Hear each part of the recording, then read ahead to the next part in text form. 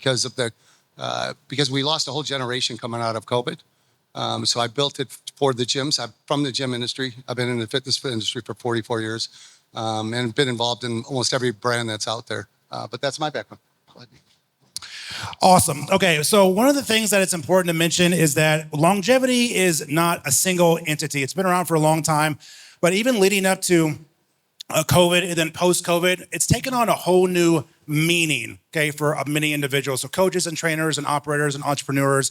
And so what we want to do is understand like what some of the current data is and what the role of coaches and trainers and operators are, and then where that actually ends. Okay? So I want to start with the first question.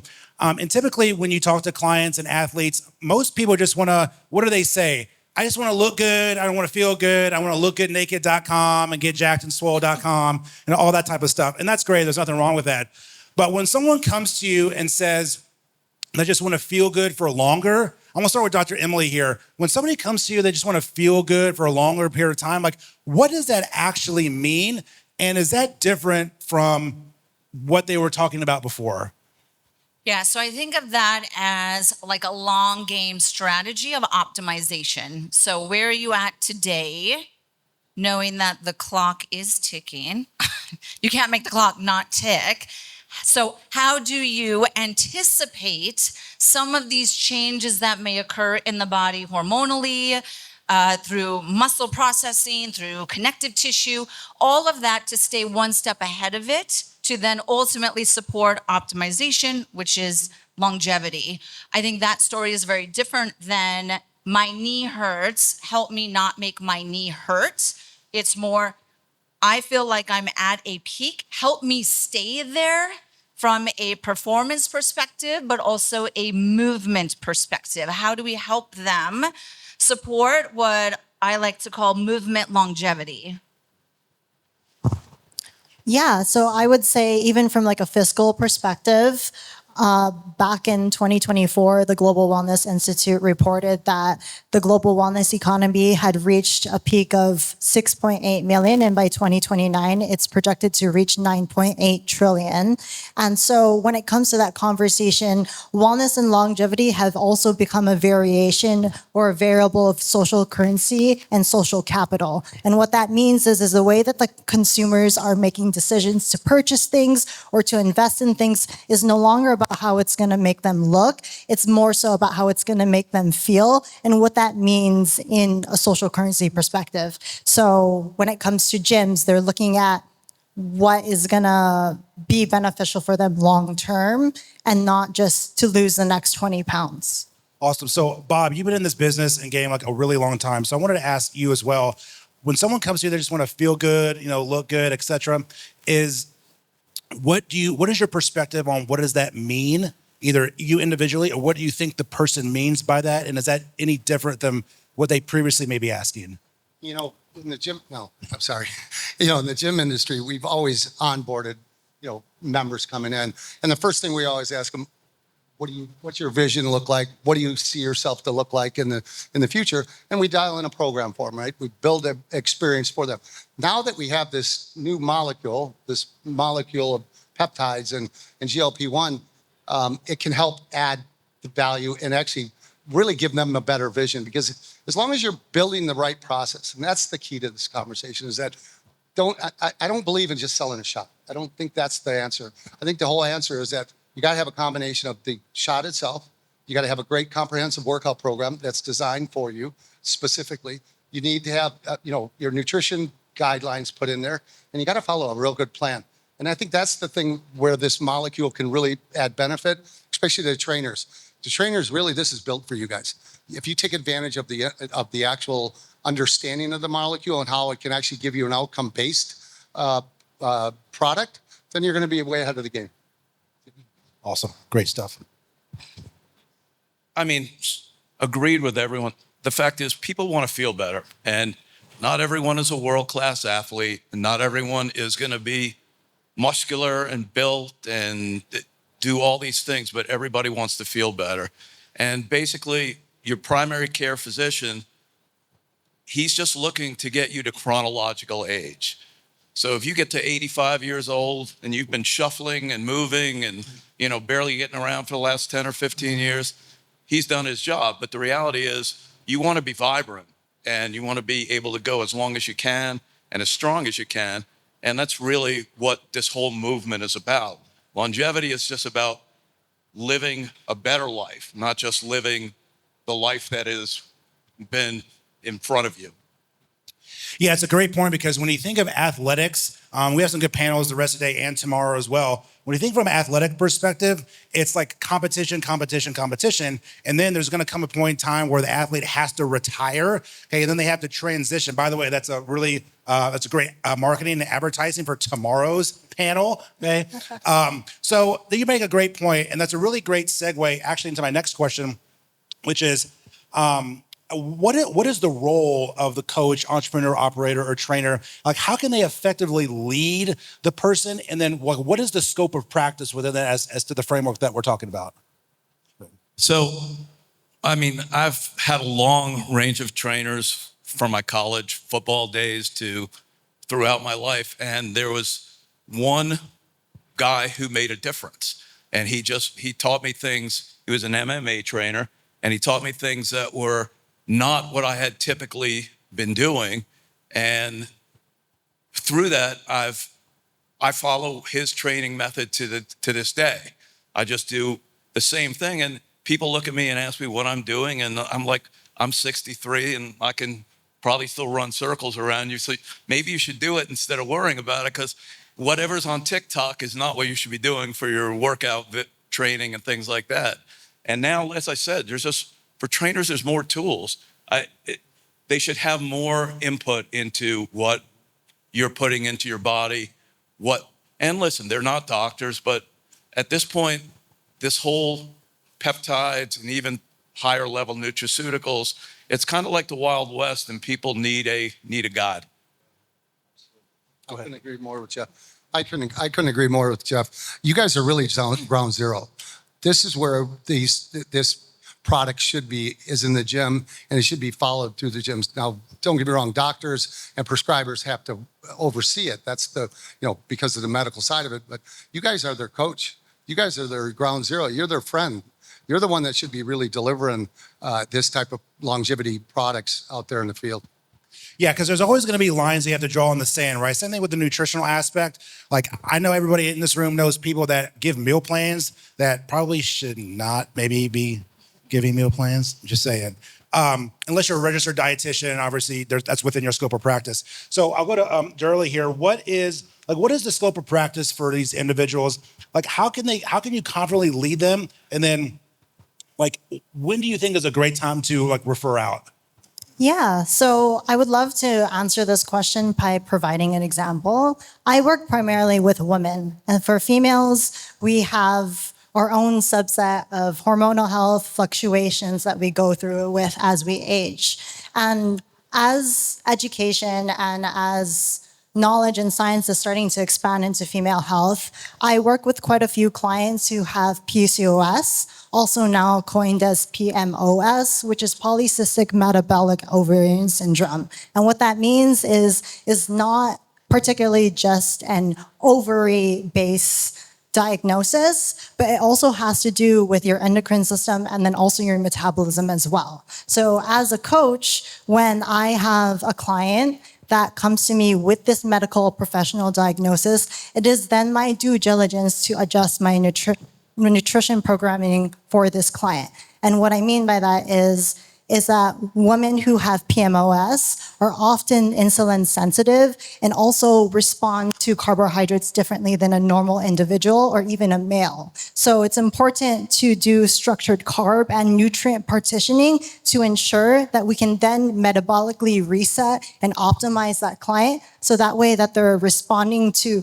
carbs in an appropriate fashion rather than having so much insulin resistance that can then potentially lead to type 2 diabetes or even bigger chronic diseases down the line.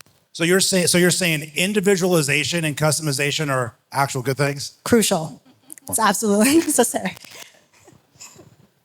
All right, what I would add to that from the clinician standpoint is A lot of clinicians don't know anything about movement. So they got lots of opportunity on your side. I will speak on panels with MDs, NPs, functional medicine specialists who are prescribing peptides and hormones and biologics. They don't know anything about actually doing the programming to maintain the muscle mass or the recovery or the joint mobility or how do you use different fascial-based products. They don't know that. And that's okay because it takes a team, just like traditional healthcare systems, we have a team, we have specialties, and everyone works together. So there's a massive opportunity. What I would say is definitely familiarize yourself with the different peptides. So you're familiar with GLP-1, 2, 3, what's a MOTS-c, what's this? Where could my client be using it? And if you're not the one necessarily recommending it or prescribing it, understand the role it plays in their longevity goals so that you're working with it. Obviously, the Ozempics and things like that, you have to protect the muscle. That's where your role comes in as well. So it's always a team. Awesome. Dude, that's an awesome response. Any other responses to that? Anybody add anything else? 100%. Well, I would actually add to that. I think trainers and such and coaches should play a bigger role in other things. Listen, it's not just peptides. Creatine is one of the biggest selling nutraceuticals around, and people don't understand it, and they're just taking big doses of it and probably not making the best use of it. And as I said, I mean, this is just from my personal thing, there are a lot of other ways to take things, and a lot of people have been taking tablets for years for supplements, things like that. And we always ask, does it help you? And they said, I have no idea. I don't know. My doctor told me to do it, so I do it. And if you can't feel it, it's not helping you. Well, their doctor said so. I mean, But Listen to the doctor. fortunately, a lot of time you're going to go see a registered nurse anyway, so it makes it easier. yeah, one time I went, this was like years ago, like when I was working on a campus, and she was like, do you take anything? I was like, yeah, I just take security. She's like, it's bad for your kidneys. I'm like, dude, do you even lift at all? Because I don't know, different conversation, but so I want to transition here because look, this next question, we can literally talk about this next question for like 6 hours. Okay, and Dr. Emily mentioned this in her last statement about recovery. Okay, who in this room, this audience, how many guys like recovery? Just raise your hand. You think it's all right? What do you like about it? Makes you feel better. What else? Go ahead. What was that? Keeps the mobility. Okay. What else? Makes you perform better. All right. How many different types? Go ahead. Sorry. What was that? Row. Okay. How many of you in this room think recovery is a single entity? Great. Nobody. That's the right answer. Okay? People talk about recovery like it's a single thing, like it's only one component like a single component. It's not. And I like talking about this topic because this is kind of a really great segue into the next question. Recovery is a multi-layer process. It's a multi-layer component. You have the training recovery, you have the performance nutrition recovery, and then the third layer is the strategies and tactics of recovery. What are some strategies and tactics that people can use for recovery along with the performance nutrition and the actual training recovery? So when I mean training recovery, I'm talking about like inner workout recovery, okay, or week-to-week type of recovery, how you're periodizing your program. Which brings me to the next question. Recovery is pretty much everywhere right now. It's like the new thing with everyone putting protein on their foods and their labels. Recovery is everywhere. It's in your car, it's in your bags, it's in your gym snacks, it's on your refrigerators, see it on the TV. So with that said, where is the evidence of recovery versus what is being marketed very well? And we'll start with you, Derla.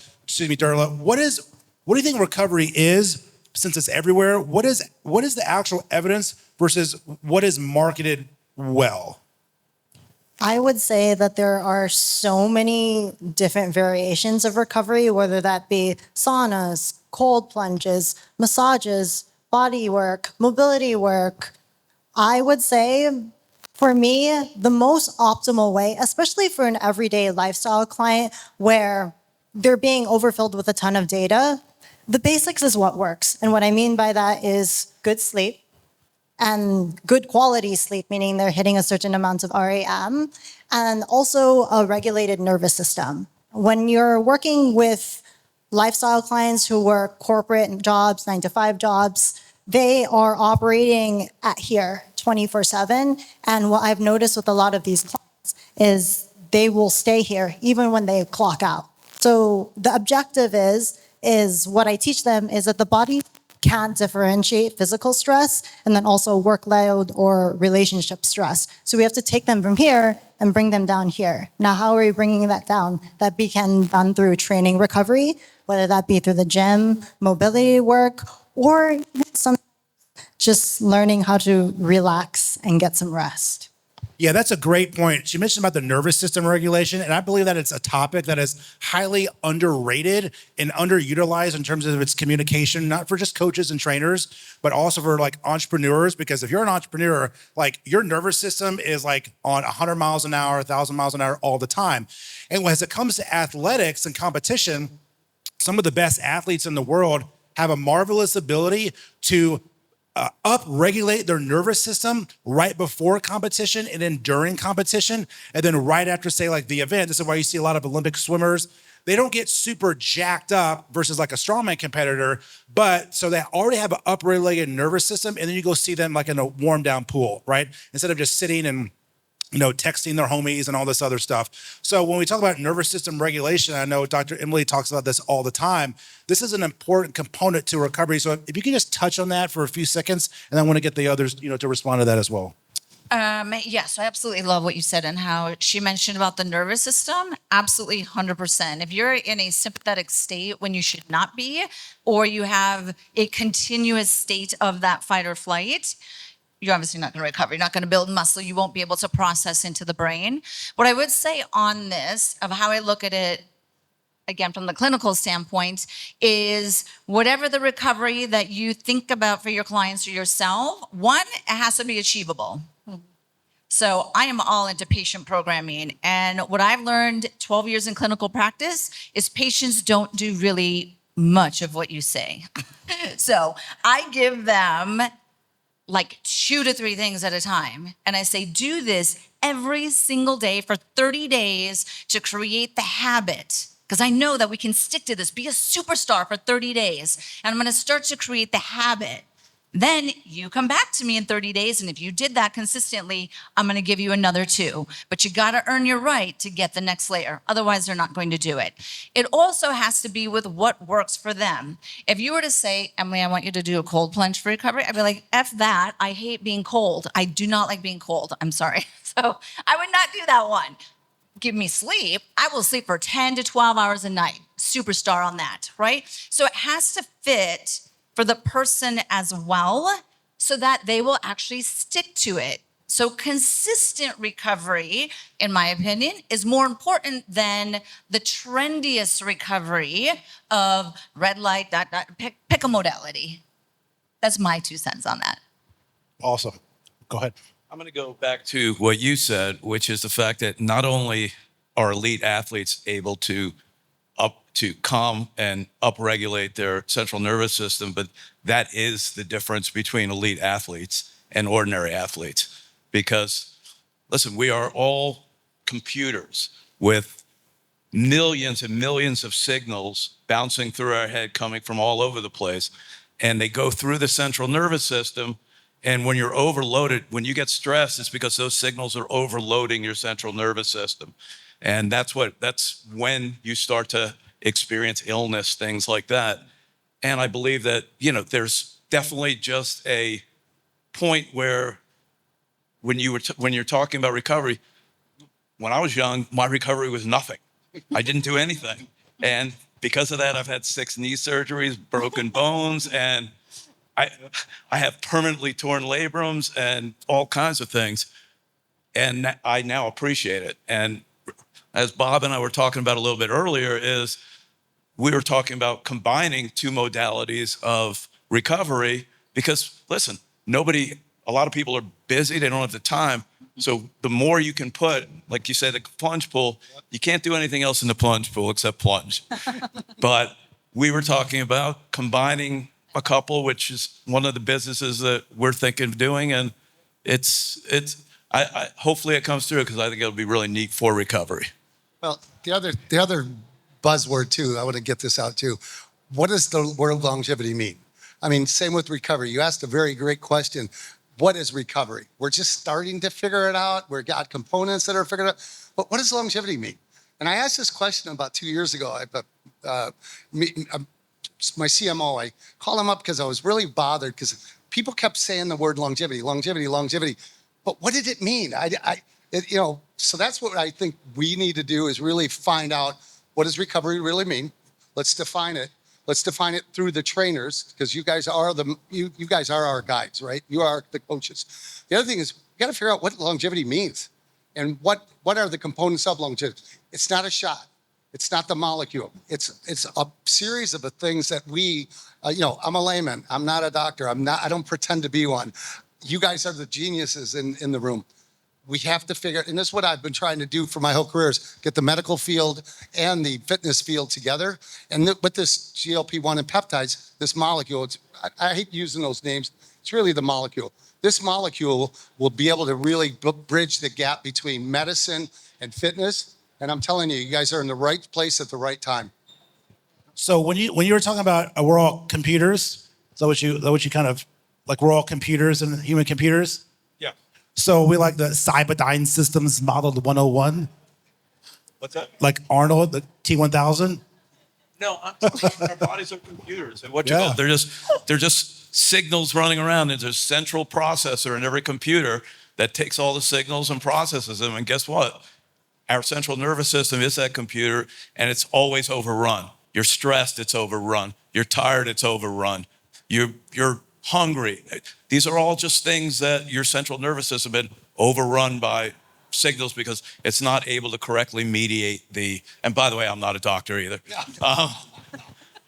But I just strongly believe that. Oh yeah, no, totally agree. I mean, if you think about what people do on a daily basis with search, the CNS is constantly on. It's not one of these on and off switches. It's kind of like energy systems. If you learn like in your basic ex-phys class, there's no like on and off switch. Like they're constantly going, but it's just like one big like dimmer switch. And you can use different strategies and tactics to go along through that. So that's what I wanted to ask about the recovery because we are all in agreement that it's never like a single thing. It's such a multi-layered process. There's also like a physiological process too, and how that actually works. Different conversation. But nonetheless, as it comes to recovery, you can also talk about different biomarkers, like biomedical markers as it relates to certain ones for performance and blood panels. So I want to start with Bob on this question, because when like we're talking about wearables and biomarkers, when a client comes to you and brings in this data, how would you actually use that? And then what might be some strategies that you could use and not overstep that? Well, I'd say the first thing you do is obviously a blood test, but I would actually have a client come in and we'd provide them with a mitochondrial test. That's really the best test that's out there right now. And that's really where you should start. It comes through the practitioner or the physician. They're the real expert on it, but they're the ones that should be reading those biomarkers and those tests and really design through the trainers, use that as a tool because that is the best tool you can have because you're really seeing what their DNA is about. We do it in my organization. It's the first thing we try to get our clients to do is get a mitochondrial test and get a lab test. Let's get a workup. Then let's get you in front of one of our providers. I'm converting right now. We just launched a new brand called Power, Performance, Wellness, and Recovery brand. I'm converting all the recovery centers in the UFC gyms to actually clinics. So the first 3 of them are going to be here in Southern California. I have one going in Corona. That's the first one, Torrance, and then in Point Loma. But these will actually be medical clinics that will actually be longevity clinics, and we're going to define it. But the starting part would be you do the mitochondrial test, and that's where you want to start. Fair? Awesome. Go ahead. I love that you said my favorite word, mitochondria. I have lots of favorite words. Yeah. I'm very obsessed with mitochondria as of late. So, what I would say is appreciate biomarkers, especially as health and fitness professionals, appreciate biomarkers, understand what they mean high level. You know you're not diagnosing, and that's fine, but you want to understand what it means to their performance, their recovery, their ability to build muscle. So I really appreciate that they do that out of their facility. And then you work with the provider who maybe orders the test, and then the client, the patient client, shares them with you, and then you can have a high level understanding of what it means, and then you shape the programming around it. To me, that would be the most complete way to handle it. Faithlyn, what are your thoughts on that? I agree with both of them. I would say that coming from a coaching perspective, of course, I am not in the scope of practice to be determining what the physician decides, what the doctor decides. So I would say as a coach, it's my due diligence to take them into accountability of how I'm setting up the training and the programming of my clients. Now, another biomarker is going to be things like wearables, and what's really common is going to be whether that be an Oura Ring or an Apple Watch. How I integrate that into the training or programming for my clients is whether that be through an Oura Ring or an Apple Watch, I'm tracking their steps, I'm tracking their sleep, I'm tracking their recovery. Now, of course, there are going to be discrepancies. No device is 100% perfect. But the great thing about these wearables is that when I'm checking in with them, I can be like, hey, I notice, I'm looking at the data, your sleep kind of dipped. Now, what could be affecting that? Is it external stress? Is it work? And how can we bring you up back to your normal level of resilience so that way you can operate and go through your training, your programming, all the little boxes I have assigned for you at an optimal rate. That's awesome. Go ahead. My view on wearables is that I believe that for your baseline, whatever it is, NASA could not build a device that actually could monitor in quality time something that a wearable is putting together. But it's good as a comparative tool because once your baseline, which may be 30, 50% off, is established, then it's probably consistent for at least for what your body is doing. Yeah, that's great. I really like what you said, your first response about mitochondria. That's great that you test for that.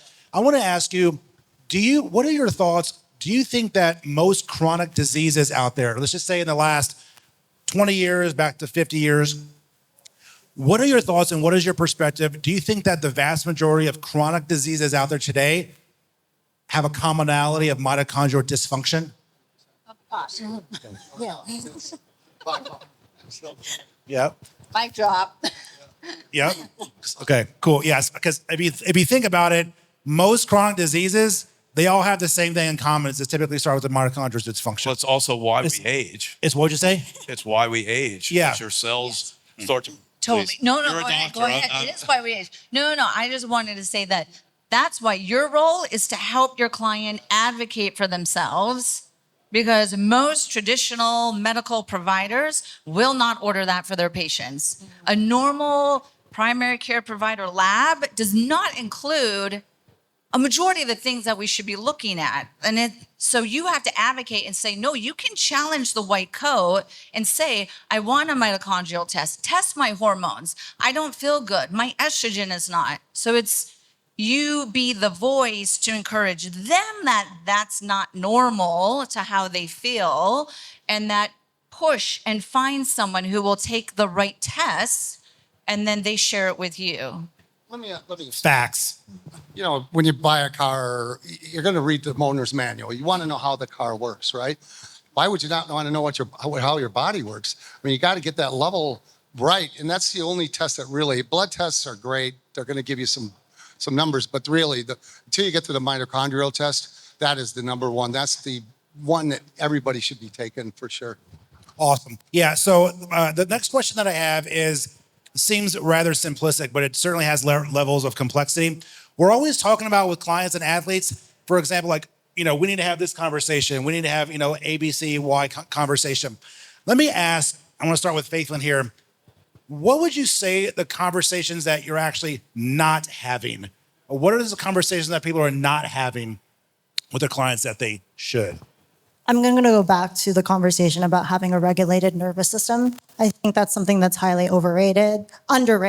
is what I mean. And I would love to kind of just touch base on what they were saying. To me, at least in my perspective, longevity is a conversation or this ambition to increase your health span. And what I mean by that is you are essentially seeking for the client or for yourself to be able to extend the amounts of years in which you are adept, resilient, and the ability to accomplish things in life without inhibitions or also chronic diseases. And I think that it's important to have the mitochondrial testing, important to prioritize recovery, because the root cause of chronic illness is inflammation. And inflammation is inherently mitochondrial dysfunction. So when it comes to working with clients and working with recovery, I can tell them, yeah, it's important to get 8 hours of sleep. Yeah, it's important to drink X amount of water a day. Yeah, it's important that you stretch. But that's something that they're hearing whether they go on TikTok, on Instagram, easy to Google. And so one thing that I feel that is highly underrated is to learn how to bring that baseline of stress and that temporary response of inflammation and cortisol down to a normal level, teaching that client how to build that resilience. That's a great response. What do you think as a conversation that we're not having enough of in terms of longevity conversation? Well, I think she mentioned, listen, the mind is so much a part of everything. And I can tell every trainer out there, if you're not already doing this, one of the best ways to get your client's performance up 10% is to stop counting their sets. Stop counting to 10, because guess what? Your brain knows I'm supposed to do 10. And by the time you get to 6, your mind is already saying, slow down, we're almost done. There are just little things. You don't realize how trained your people are. They're just, they don't know it either. It's just the fact that their mind understands this stuff before you do. And it's a critical part of how you can get additional performance just by controlling your mind. When you're stressed, your workouts suck. I mean, that's just the way it is. And it's not easy to get unstressed when you're stressed. I don't know if any of you guys have ever heard of Brain Tap or tried it.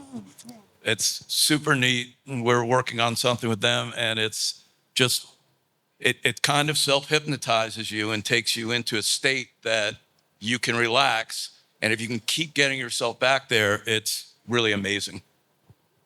Oh, good. Okay, good. Did you have anything to add, Emily? I would say in the space of longevity, if you are really trying to niche out or push into the longevity, probably means your clients are going to be older, like 40s, 50s is my guess.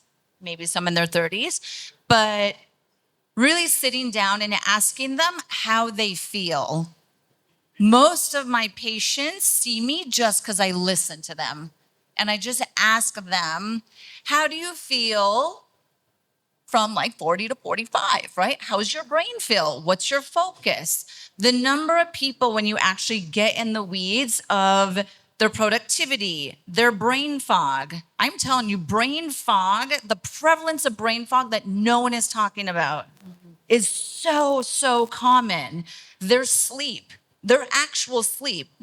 Of course, you can look at a ring or a watch, but how do they fall asleep? Do they stay asleep? Do they wake up at 5 a.m. when you get that growth hormone spike? How do they feel those first few steps out of bed, right? Are they like, right? So those are the questions that goes just a layer deeper. If you want to go into emotion and like mental health, absolutely. And really what I'm getting here, which is a huge part of longevity as well, where I'm really passionate about, is hormones. I'm so passionate about hormones. Testosterone and estrogen. Both men and women have to be looking at their hormones. That's awesome. As we start to wrap up here, we have a few more minutes. I would like to ask if anybody has any questions in the audience. Go ahead.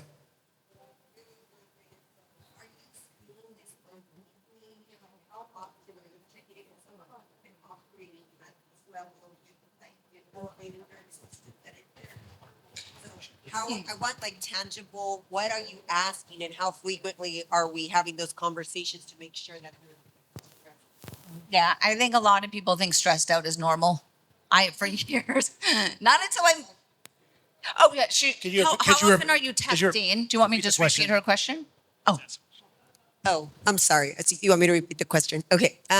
So my question was, this is really good information. My question was more so from the coaching perspective. How frequently are we having these conversations? Because so many have been operating at this like high level nervous, their sympathetic system is on fire, but they don't realize that that's not normal.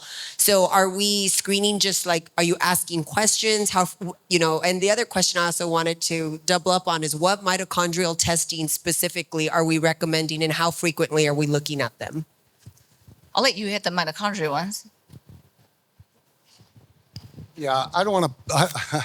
I don't want to market the testing that we have because it wouldn't be the right place. But offline, I'll be more than happy to connect you with with us, and we can help you with that. But I would every 6 months. I mean, you're starting here, and then every 6 months you'd want to do another one.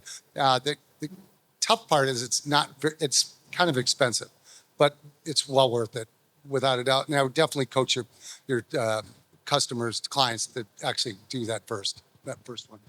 Can I add to that real quick though? So one, our normal is not normal. We just think that's normal. Is that change is slow, and there's going to be some good days and not good days. And you need to not unravel when you have a not good day. Meaning if you've had this beacon of light that you're starting to feel healthy and like yourself again, and then shit, it's like and you're like, no, right? It's just like, okay, it's okay, right? You will get back, stay consistent with the program and the habits that we're creating because we're very dynamic, and one stressor, something happened in your marriage or something, and then now you're over here. So we're just very dynamic beings, but give yourself a little bit of grace. This is what I have to tell my chronic pain patients is some days you're just gonna be off, and don't hold on to that. That's awesome. We have time for maybe one more quick question. Anybody? Yes.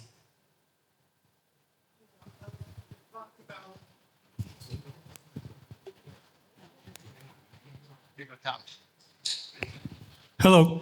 You've been talking a lot about longevity, but what about health span and the difference between health span and longevity? Because there is a difference. And what are your clients looking for, longevity or health span?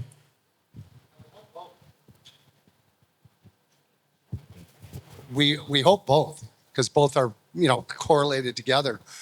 So we're defining that lifespan, right? That last 14 to 15 or 20 years. And that's the whole outcome we're looking for, right? Is to give that last 20 years of your life or your extended life that you're living in a comfortable life as well. But both. Right. So my take on health span is adding life to your maybe last 15, 20 years, and longevity is adding, more years, living longer, but are you actually living better? Right? I mean, I've seen my parents go into the nursing homes, diapers, the whole thing, not living better, right? So are we differentiating health span and longevity as far as protocols are concerned? That's our goal, for sure. We're totally in alignment with the question. And it's a good question. But I think that health span and longevity are the same thing. The longevity movement is about increasing the quality of life and not just particularly increasing the amount of time you're alive. That's great. I think that's a really good question. So I personally want to say that you guys have been awesome, and special thanks to Bob and Jeff and Faithlyn and Dr. Emily. Thank you so much, and we'll be around.